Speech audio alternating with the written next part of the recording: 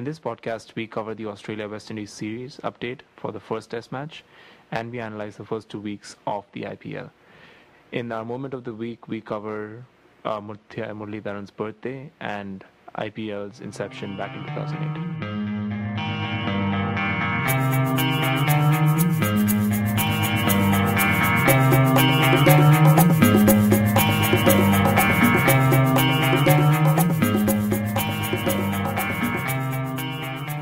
Hello everybody, this is Parth Taneja at the Cricket Hotspot podcast. We are recording here from Toronto. This is Cricket Hotspot number 20. Hi guys, this is Sarthak. A very interesting fact associated with number 20 actually. Back in 1983, when India and West Indies were playing a test series, the first 20 wickets to fall in a test match were all catches.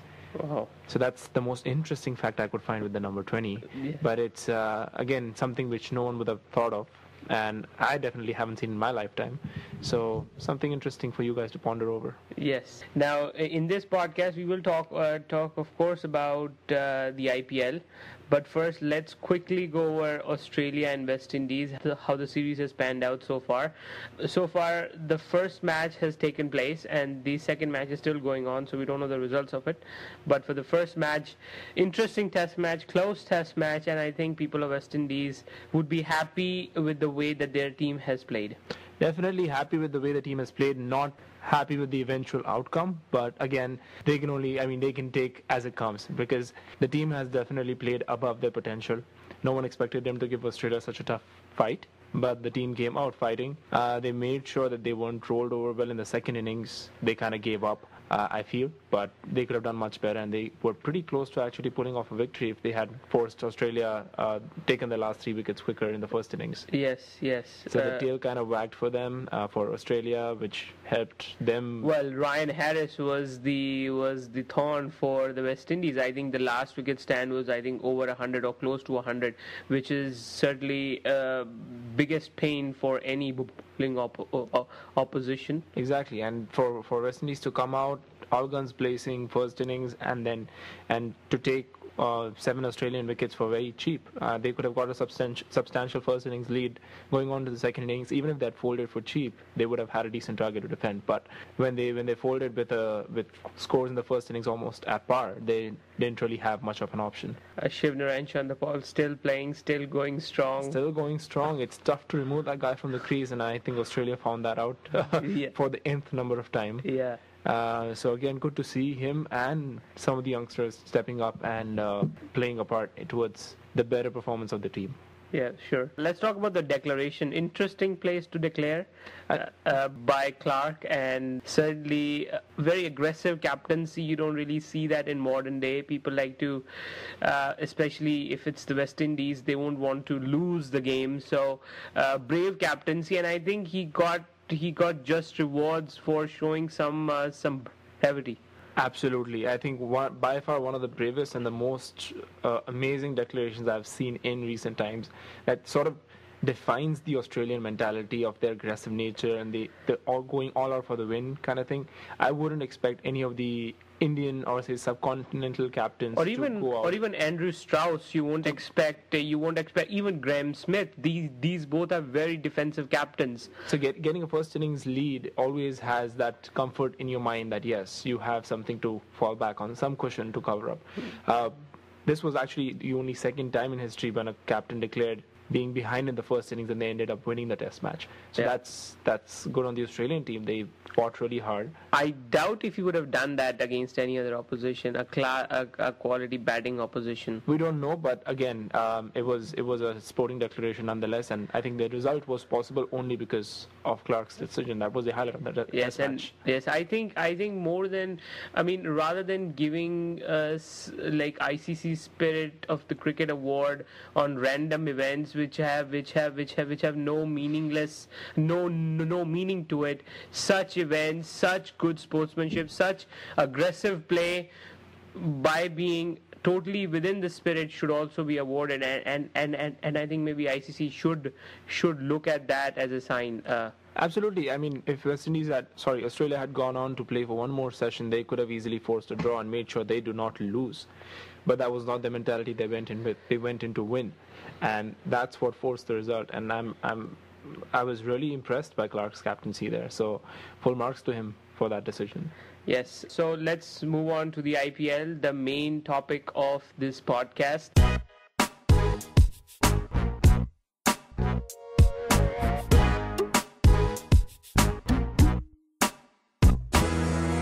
So the IPL circus is in town. 2 weeks have gone by. Your initial thoughts on the IPL so far, the entertainment value as compared to previous IPLs and stuff like that? I'm really impressed with the quality distribution this year. There is no one clear favorite. The guy or the team you would think would win the match, something totally different happens.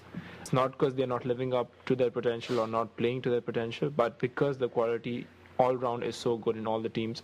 There were some teams that actually, to begin with, we undermined, that we said they might not be that high up in the rankings chart, but they are actually surprising us.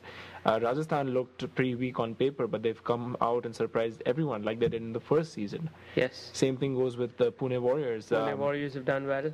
On paper, they don't look that stacked, but when they play, it's like more than 11 people playing. And honestly, I feel Deccan Chargers is also a good team. They have just given away matches at crucial moments, but if they had won those matches, which both of the matches they had in their hands, they could have been at a much stronger position. Now, how do you feel in terms of in comparison to older IPLs? How has this been, close matches and stuff like that? How do you compare? Again, as I said, the biggest difference I see is the matches are much closer. There is no one clear leading team in terms of talent or in terms of performance on the field. Everyone is doing well, which is good to see because you can't call out any clear favorites at this point of time. But again, it's early days in the tournament. It's just 2 weeks down. For a month and a half long tournament, that is nothing.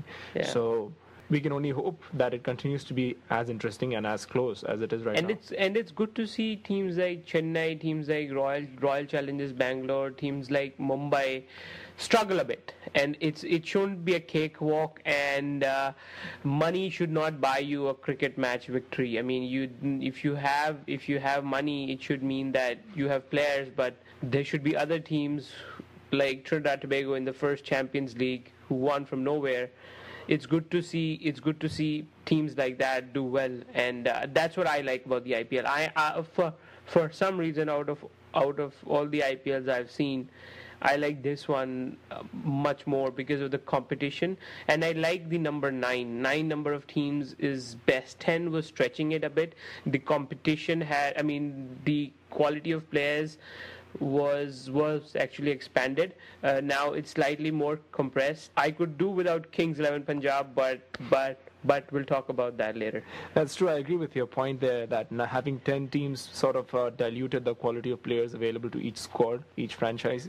So with 9 teams, it's a little more competitive. So you can argue, though, that less Indian players get a chance to play, but again, there's only so much you can have. You can either have a close tournament or you can give more players a chance to play. But coming back to your previous point, that this IPL is definitely more competitive compared to the earlier ones, and it's definitely a treat to watch compared to what we have been used to. Very close games, and not just 1 or 2, at least 4 or 5 very good games, and ones that you will remember for a while, and you don't really get to see that. And the pitches have also been good. The Mumbai wicket has been more sporting to the fast bowlers. The Punjab wicket has also been more sporting to bowlers, and IPL generally should prepare. T20 or cricket in general should have that balance between bat and ball. I doubt Bangalore will ever change, but I like the fact that the 2 grounds have done something to improve the quality of the cricket. Absolutely, and as you said, the quality of personnel that the franchise have at their disposal this year, investment in talent is more important than investment in a big name. So you don't necessarily need a big name in international cricket to do well in IPL. So they have to make sure they scout out players who are doing well in this format, who are valuable in this format. Might not be a big name in the international stage, but that's where real management skills come into play from the team management side. And they have to make sure that they give their squad the best resources available. And that's where I think teams like Pune and Rajasthan are doing so much better than some of the bigger names, like say Mumbai, although right now their record looks pretty, they've won 3 out of their 5 or 4 matches, but 2 of them they scraped off of the last ball. So it's kind of tough to call. With a squad like that, you should not be having close matches. You should be winning them outright with comfortable margins. So you can see the quality coming into play there. We'll talk about every team in more detail now. So let's start off with, say, CSK, who won the last 2 IPLs. Their performance? They've been pretty rusty. They could have could have lost their game against Bangalore, which went down to the last over, and will be remembered for that one Virat Kohli versus Albi Morkel over, where Morkel smashed 28 runs off that over and got Chennai to victory. But if that taken away, that would have been a loss, if not for Morkel and Virat Kohli. Yes. And it was a classic game. It was a classic T20 game, and I think T20 is meant to be like that. And their record would not have been that great. But having said that, they look a fairly balanced side. I think their bowling might be a little bit a little on the weaker side, because Bollinger hasn't hit his length yet. He doesn't look he's in form at this point of time. Yes. And neither is Ashwin. Yeah. So Ashwin is a big worry for Chennai Super Kings. So the bowling looks a little on the weaker side, but their batting is absolutely, and their all-rounders is the biggest strength, because you see Suresh Raina, you see Ravindra Jadeja, you see Albi Morkel, Dwayne Bravo. Amazing set of all-rounders, utility players. They can give you 2 solid overs in the bowling. They can come and smash the ball to all sides of the ground, and take your total from a good to a ungettable total. Yes, certainly. So really important to have players of this caliber in the squad. But I think their fast bowling, or bowling in general, that department needs to be strengthened, and just their personnel aren't in form. 2 openers are on the two opposite ends of form. One is Faf du Plessis and the other one is Murali Vijay. T20 form matters, doesn't matter. Your take? Yeah, it could change in one game. Like one good game for Murali Vijay and he'll be back in reckoning. He's definitely played cricket at international level, so yes, he is. And he's a class player. He's a class player. He's a little more equipped than some of the other reserve openers they have in their squad. So I would say it's just a matter of time before he hits form. I certainly hope so. Now, next team we'll talk about Kolkata Knight Riders. Very interesting team, actually. One of my pre-tournament favorites, because I think absolutely the strength and the personnel at their disposal, they should be winning it, hands down. Yes. I'll say the same thing about Mumbai too. If Mumbai and Kolkata do not end up winning the tournament this year, I don't know if they ever will, because primarily because the number of good cricketers available to them, not only international but local talent, which is really important, because eventually what makes a difference to your team is the local talent, because that's 7 people there compared to 4 international players who cannot change your game or change the result of the game every time. Yeah. So you have to make sure your local players are performing too. I like KKR. KKR and CSK are 2 of the 3 teams I support. So I have mixed feelings about Gambhir's captaincy this year. I don't know. I mean, he has not found the right combination for his teams yet. I still feel he hasn't found the right combination. As the tournament goes on, obviously you'll see the pitches wearing off more, and the players he has will be more useful than say the likes of Shakib Al Hasan and stuff like that. They would be more required when the pitches are slow and turners, especially in KKR home ground. But KKR would do themselves injustice if they don't reach the playoffs. Absolutely, and I think I don't really think they are messing up on their combinations. It's pretty well settled if they're playing in Kolkata, which is a slow and low wicket with a lot of turn in there. They play Sunil Narayan and Shakib Al Hasan both. And if they go out anywhere, they're playing the away matches, then Brett Lee comes in for Shakib, and Sunil Narayan stays in. And I think the combination they played with McCullum, Callis, Narayan, and Lee is, I think, their most balanced combination. With Callis falling down to the middle order adds stability there, which they have been faltering at, and McCullum provides an explosive start. hoping that he can perform a little and stay at the crease a little longer than he has been. Narayan, what a find for KKR this Absolutely, $700,000 surprised everyone. I think he surprised himself too. Yeah. It was like Karen Pollard in the previous auction. Yeah. When or Saurabh Tiwari for that matter. yeah, but he hasn't lived up to his name yet, the money yet. But Sunil Narayan absolutely comes in, and batsman. You can see the batsmen struggle to pick him. Even quality Indian batsmen struggle to pick him, and the local talent certainly is bamboozled by his change-up, which happens mid-air, which is so rare, and the ball spins both ways, and more than say Ajanta Mendes ever would. So, and he's quite accurate. So Sunil Narayan is one to watch for IPL and international future. Absolutely, I think he's justified his price tag there. Yeah, certainly. Next team, Delhi Daredevils. A very interesting team, actually. I think the best pace attack to ever to play IPL cricket, or I would go as far as the best pace attack to play international T20 or T20 internationals ever. I don't know if I would go that far, but I'm definitely liking the team much more than they were last year. Looks one of the most improved sides for sure. Well, it is the most improved side considering the kind of international talent they brought in, and it's very balanced that way. Yeah, they have their batting is set. Although David Warner is not in right now, but once he comes in, it'll be Sehwag, David Warner, and Jayawardene.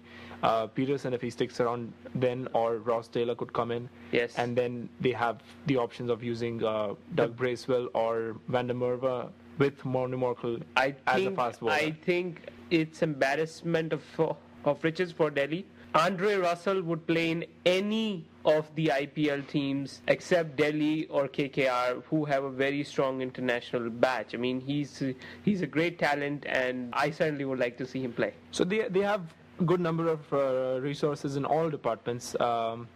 Pace, you might say there's no backup for Morne Morkel, but he himself is good enough. Aaron is coming back when he gets fit. With some local talent in the form of Umesh Yadav and Varun Aaron.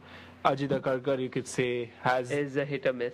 Exactly. His experience does come in handy, but he does, as he was in his international days, tend to be more expensive. Ashish Nehra, Delhi Daredevils. That's true. Spin department is still a weak, still a weak point for them, and next season they'll do themselves a favor if they can pick up a spinner or two. Absolutely, I think that's one area which they're really weak at. So we can look forward to, I think, Van der Merwe playing more home games and the other Pacers playing the away games. Your point about local talent fits well in their spin attack. Shahbaz Nadeem, very good bowler. Good bowler, but again, it's early days. You can't say he's just performed in 2 or 3 games, and it's tough to say that he's their answer to a decent spinner. Exactly. Yeah. So yes, they do have a good bowler in him, but how they utilize him and how he performs for the rest of the tournament will decide how they approach next year. Pune Warriors. As we discussed earlier, they've played they punch above their weight kind of thing, because on paper they did not look to be that strong, but they've come out all guns blazing, if I can use that term, and they've surprised everyone. I think the most important factor in Pune's resurgence has been Saurav Ganguly's captaincy. Yes, certainly. I mean, he backs his players. He backs. I'm not going to call him. He backs his chuckers, but he certainly backs his players. I like the way he captains. It sort of takes me back to my childhood when I see Ganguly come for toss or come for a post-match presentation, and it sort of warms my heart seeing that we can still go back to those good old days. And he looks like a statesman when he comes on the ground, when he is doing anything managing the team. He looks like a statesman. He looks like people listen to him, and he has the respect of the squad, even though still he's not his. I mean, he will never be his best ever again, but you still see him diving around, trying to influence his players as much as he can, and backing his players is very important for a captain, and it's good to see that he hasn't left his that special trait yet. Absolutely, and I think that's one could argue that Saurav Ganguly isn't fit for T20 cricket, or there are better players in the squad who could be given a chance or an extended run in his place. But I think his captaincy alone makes up for all his flaws. Yes. And I think if not for his captaincy, the team might not have won the or made the good start that they have. See, when you look at the team at paper, you don't count the captaincy. And the good thing that they have created is because of the special leadership that they have got, and I think that's where they have to thank sort of Ganguly for that, and thank KKR for dropping him. Any weaknesses you have? One point that I did not really like about Pune Warriors is where they faltered was going for a big name in search for a replacement for Yuvraj Singh. Everyone knows Yuvraj is not playing this year, but to replace him with Michael Clark was, in my opinion, a big mistake because I don't think Michael Clark is a T20 player. By his own admission, he's not. And there was no point bringing in just because he's a big name in international cricket. They could have found more than enough decent replacements for Yuvraj, a quality all-rounder from the T20 circuit all over the world. You see T20 leagues in the UK, England, New Zealand, South Africa. There's so much talent, even West Indies, so much quality talent there. But just because they're not big names in international cricket, they're not considered, and that's, I think, one area where they missed out. And they could have saved a chunk of change if they had gotten a decent, absolutely, a decent local, sort of unearthed a local talent, or unearthed a decent international player who's not got his fame yet, or something like that. Right. Any weaknesses in their departments? I think the all-round department is slightly weak. I would still say Matthews has still not found his groove yet. Ryder is just a batsman right now. He's not bowled enough to be counted as an all-rounder. Steve Smith has not bowled, but Steve Smith has been a great find for them this year. So has been Ryder. I wouldn't say that the all-round department is lacking. I think the personnel they have at their disposal are much better than some of the other franchises. With Smith coming good, there's Ryder who can bowl a bit. They have Matthews who's doing both duties. Marlon Samuels is doing both the duties. They have Luke Wright on the bench, who's another amazing T20 player, but not finding a spot on the squad. So they have a good bunch of players who can come in any point of time and take over. Wayne Parnell, another one. Yes, Wayne Parnell. Ashok Dinda has bowled tremendously well for them, and I think some of their victories can be attributed to Ashok Dinda. Next team, Royal Challengers Bangalore. Let's talk about them. Yes. Last year's finalists, and a good team, but I think their problem is they are very top heavy. Their combination is still not right. I think they are missing a quality international all-rounder. I think that is one area, and I would also say they're missing a bowler. That's the biggest weakness. They're missing two decent bowlers, two decent Indian bowlers. I think if you spend a lot of your energy, a lot of your international players on the top order or the batting, you better have decent bowlers, Indian bowlers, to back up that claim. I mean, that's just a team can be happy giving Royal Challengers 200 runs and still feel safe that they can win it from there. 200 is a mighty target, but the kind of bowling they have, it's doable. Plus the fact that Bangalore wicket is very flat and Bangalore ground is very small. That does not help their bowlers either. Yes. So I think it's unfair to say this, but I think they went wrong with their choice of captaincy. I would have much rather have some other player take over, and I think the only one who can take over from Vittori is Virat Kohli. He might be a little young, but there's no point giving Vittori the captaincy. Well, if somebody is an Indian vice captain, you expect the guy to have some leadership skills, and he's the future of RCB as the way I see it. And since he was the only retained player, it makes sense that you give somebody that you value the captaincy of your team. Exactly. The only mistake and the only issue with having Vittori as captain is you're blocking one all-rounder and one international player spot.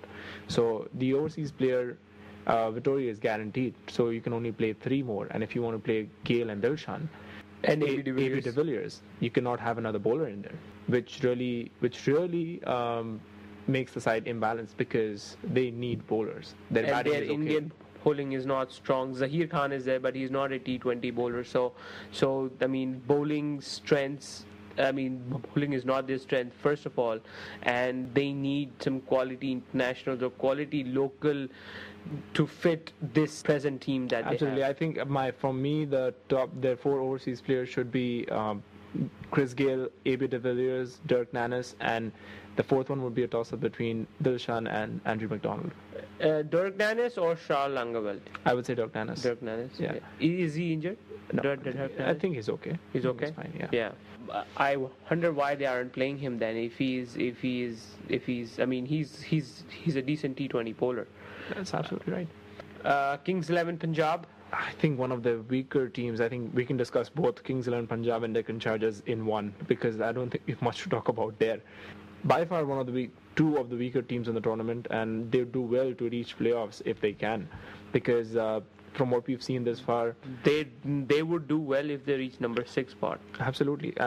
Deccan Chargers, same issue as Bangalore Royal Challengers. They don't have decent bowlers. Dan Christian bowling the last over and giving away 20 runs or 15 runs against Mumbai Indians was... Rohit Sharma taking a toll on his bowling. Was bad bowling. When you cannot be bowling full tosses, offering width. Last over, when a batsman who's played international cricket and is batting at 60 odd in a T20 game with 15 runs to win, absolute no-no.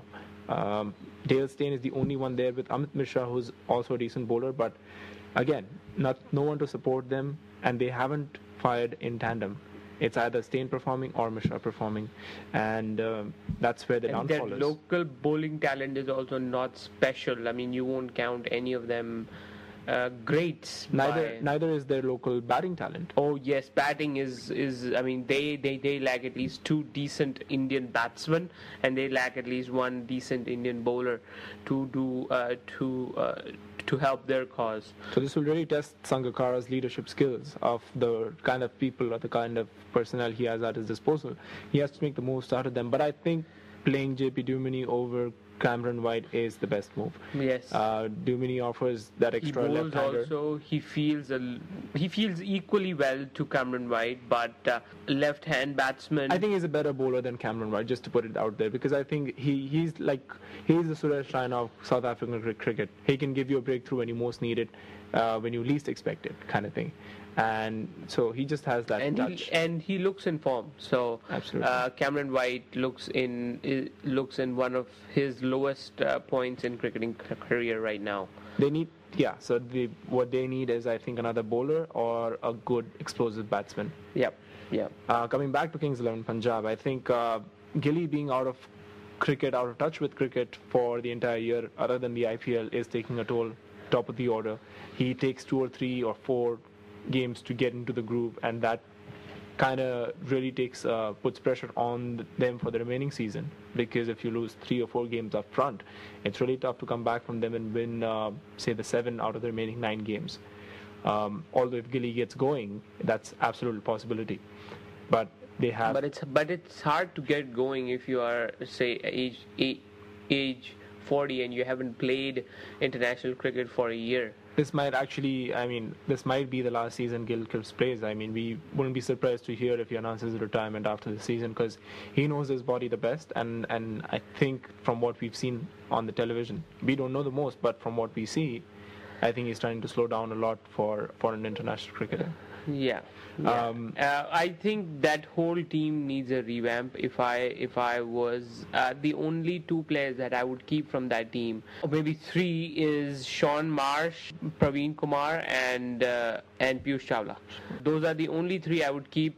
Praveen Kumar, I would still be half about it, but at least those 2 I would keep. But the rest all have to go, and there has to be a new change of personnel. And I think I like the Kings 11 Punjab of the first 3 years, when they had Kumara Sangakkara, Mahela Jayawardene, 2 of the classiest batsmen. Yuvraj Singh was playing, Brett Lee was playing for them. So it was a good, very good attack. And I find that the way that they have done at the auction, it shows the kind of naivety of the owners, and it shows I would have rather don't have this one team and just play 8 teams, play actually less number of matches. I am least bit excited when they play.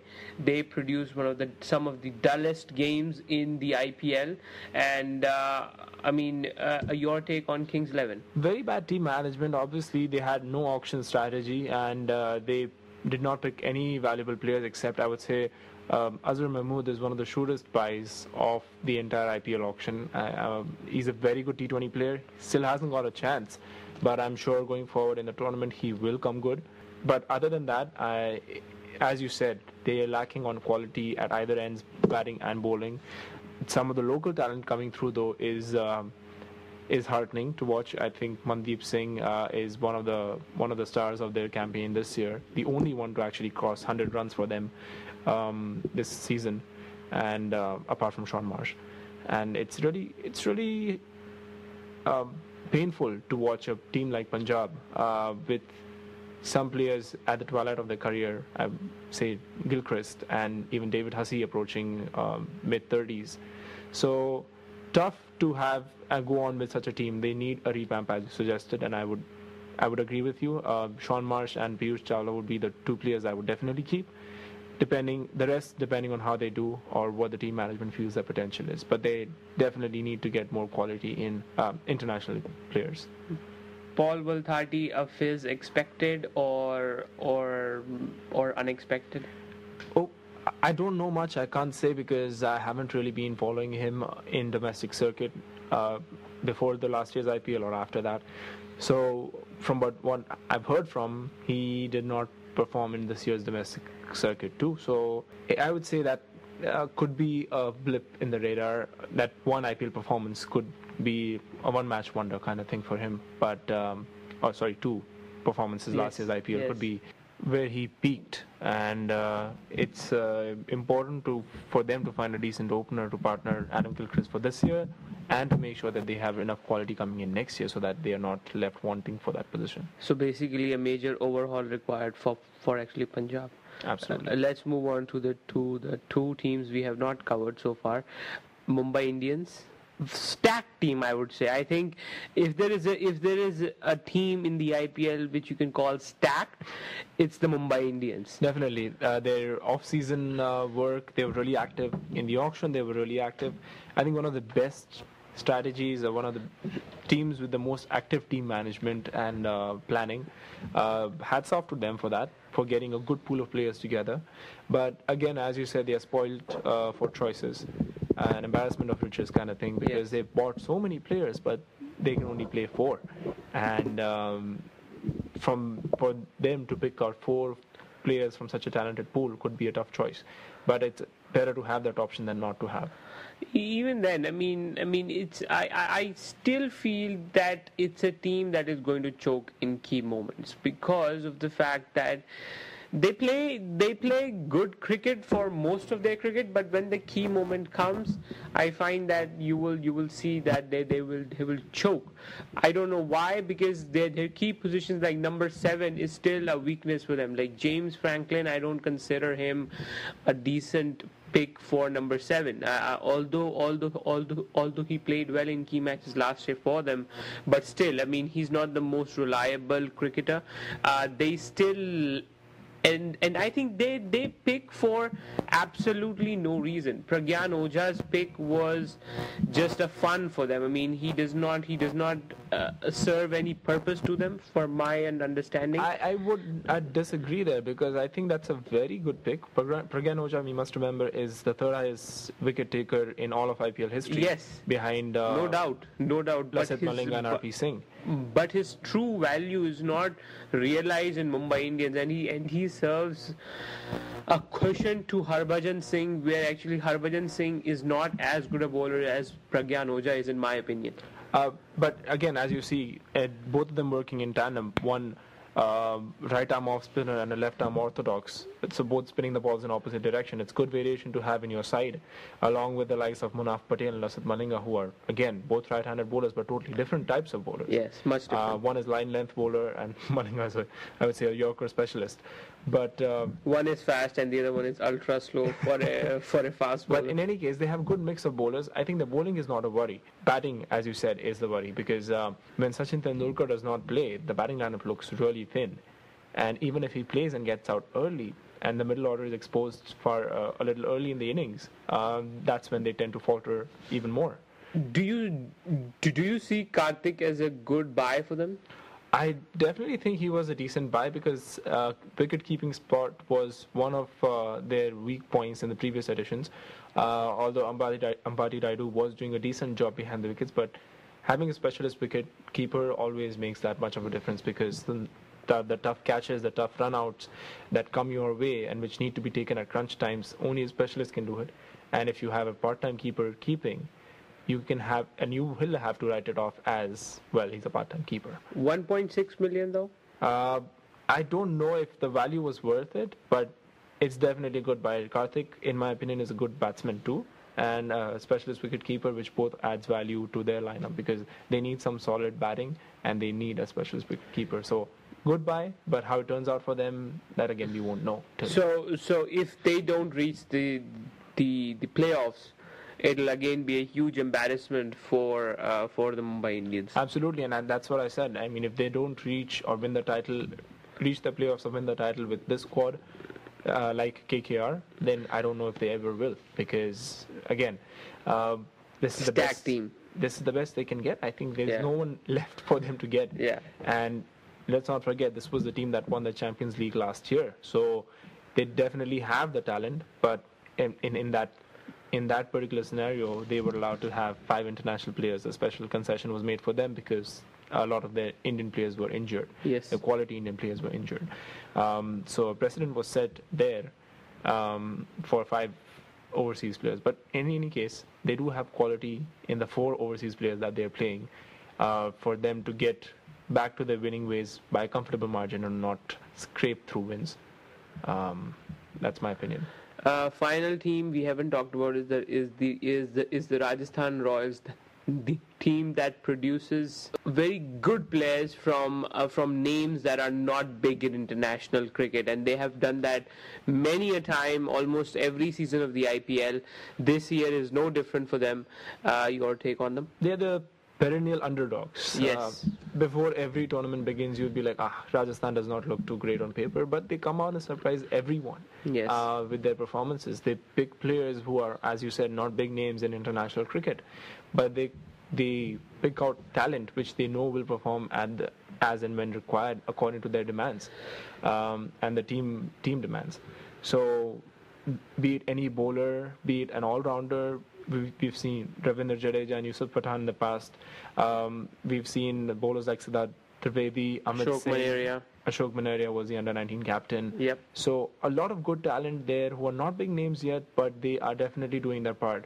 Ajinkya Rahane, biggest surprise of the tournament. Highest run scorer. Highest run scorer by far. I think he's around mid-300s and the next highest is mid-200s. Yep. So amazing player. He came close to getting his century before finally getting it in the previous game against Royal Challengers Bangalore. Against Bangalore. Great innings, by the way. One I think one that we'll remember for a while. I mean, the guy has class. It's not just T20 cricket. I mean T20 hitting, but the guy has class. He plays proper cricket shots and gets runs for it and shows that it can be done. I think I see him more of a Mahela Jayawardene player. I was going to say that. Because both of these players, obviously Mahela Jayawardene is vastly more experienced and more risky for that matter. So when you compare class, I think Ajinkya Rahane is right up there because as you see Jayawardene play, he plays those classical shots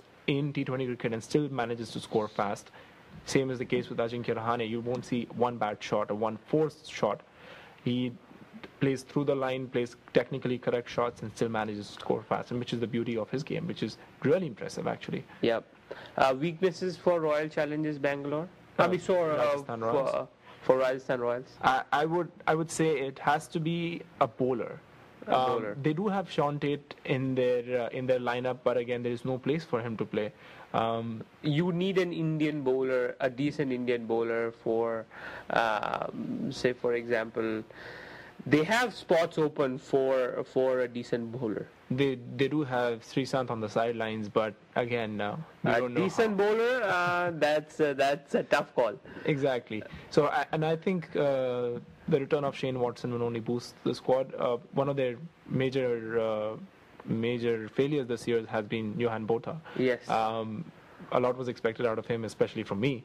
But I guess my calculations went wrong, and as expect. But his failures have been overshadowed or covered up by the emergence and the performance of Kevin Cooper and Ovesh Shah. Yeah. Kevin Cooper is definitely an unknown, and Ovesh Shah was also technically an unknown in this part of the world. Yeah, in India, certainly. But people who have been following him and his brand of cricket across, he's a T20 specialist, goes around to New Zealand, South Africa, England. Take Big Bash, for example, or take the England T20 Championship. He's a pro of T20 and certainly shows that class there. Kevin Cooper, though, a good find for them. A very good find, actually, and because he's in that same Shane Watson kind of mold. Or Andre Russell kind of mold. So certainly. he can come in and bash a few sixes and give you 2 or 3 decent overs out of the 20 overs. So gives you a lot of variety, multifaceted cricketer, and that's always important for any squad. People said T20 is young man's game. We see Brad Hogg playing for Rajasthan Royals. We see Saurav Ganguly playing. We see Adam Gilchrist playing. Rahul Dravid playing. So it's certainly a call. Brad Hogg is playing well for them, though. Absolutely, and even when Brad Hogg used to play international cricket, I was a fan of him because you don't see a lot of left-arm Chinaman bowlers. Yeah. And it's really, really tough for batsmen who don't play that kind of bowling on a regular basis for them to pick when his actual leg spinner comes in or the googly comes in. Especially the local Indian talent would find hard because the back of the hand Chinaman would be hard to pick. Now, overall, the IPL has gone well this year, right? I mean, my opinion, it has been a good IPL. Definitely, and let's hope it stays this way and finishes strong because, I mean, it'll only hold up the public's interest if the matches are close. They don't necessarily have to be 500-run matches, but they have to be close and more interesting. And now that we see the talent is more distributed across the 9 franchises compared to 10 last year, I'm pretty sure that it'll hold up. Yes. Now, let's move on to our next segment.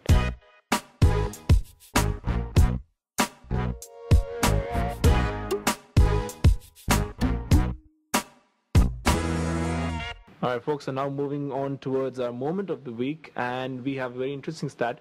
Continuing from our last segment, talking about the grand old men of IPL, how can we forget the one and only Mr. Muthaiya Muralidharan?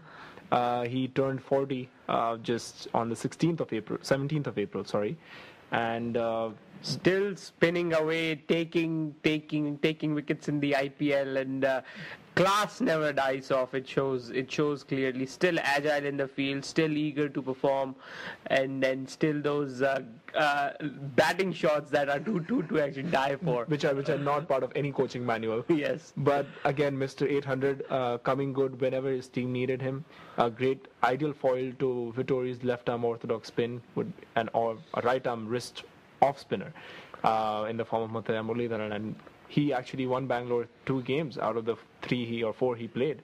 Yes. So, and he's taken quite a few wickets, and it shows that he's still there. He's still a good bowler, and he fits well with RCB if he gets a chance. Absolutely, and I mean he's another one of these guys who's proving that the age is just a number. And it's all about what you have in mind. I mean, if you feel 25, you will act 25, and you can perform whenever you want. So age is just a number. How would you look at his career, though? An amazing career. I think any bowler would be proud to have those stats. A maximum number of 5 fours or 10 fours in an innings, 800 wickets, maximum number of wickets in Test cricket history. Yes, in Test cricket history. It's an impressive record. I mean, anyone would give their right arm and more for that. Yeah. So, and still humble, still jovial on the field. Doesn't take himself too seriously, and it shows a great player, you know. Absolutely, and another event that happened this week, and which, keeping up with the IPL flavor of it, is the first match or the first ever IPL back in 2008, 18th of April 2008, KKR versus Royal Challengers Bangalore. One man lit up the entire IPL. Brendan McCullum scored that 158 on 18th April 4 years ago. And 5 years ago, and still unbeaten. 4 years ago, sorry, and still unbeaten. Exactly, and that's still the highest score in all of T20 cricket all around the world. Yes. No one has beaten that yet. So, amazing way to start off a tournament like the IPL. There was just the shot in the arm it needed for it to catch on with the public and the general audience. And those were the two moments of the week for you guys. Yes. So this was our IPL special. We are trying to get some good interviews for you guys in future weeks, and hopefully when they pan out, we would like to have some of cricket's most astute thinkers on our podcast. So for now, do keep listening. Try to promote our humble effort. Send us feedback. Join our Facebook page. And thank you for listening to us. And we'll be back with number 21 soon enough. Yeah. Thank you for all the love, and please do keep sending in the feedback.